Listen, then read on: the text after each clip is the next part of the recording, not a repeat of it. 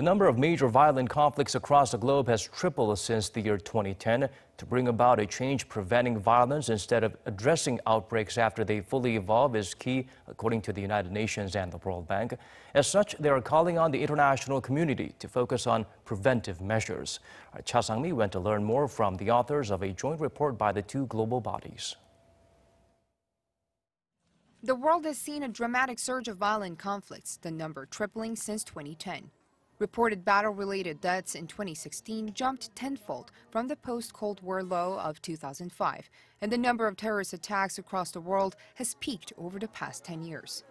To address the serious global issue, the United Nations and the World Bank issued a joint report called The Pathways for Peace and presented the content on Monday in Seoul.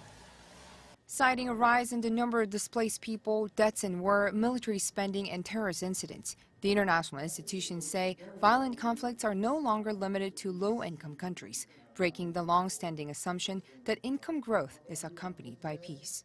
After the end of the Cold War in 1989, you really see different kinds of wars developing. A lot of the civil wars from the Cold War came to an end, and now you see a lot of non-state actors emerging. You can see strong links between transnational organized crime organizations and terrorist group that function partly as transnational organized crime group with kidnapping and trafficking of drugs and arms to make the money.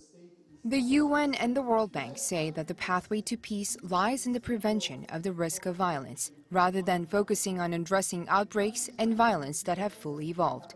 Alexander Mark, the lead author of the report, says that the prevention is a lot more cost-effective.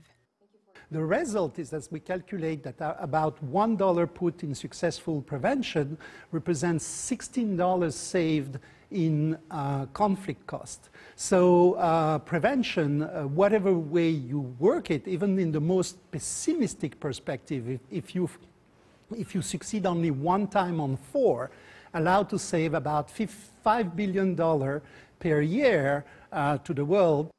And with the forum taking place in Seoul, international leaders hailed South Korea for developing so much in a short period of time, as a country that transitioned from an aid recipient to one of the leading donors. Cha Sang-mi, Arirang News.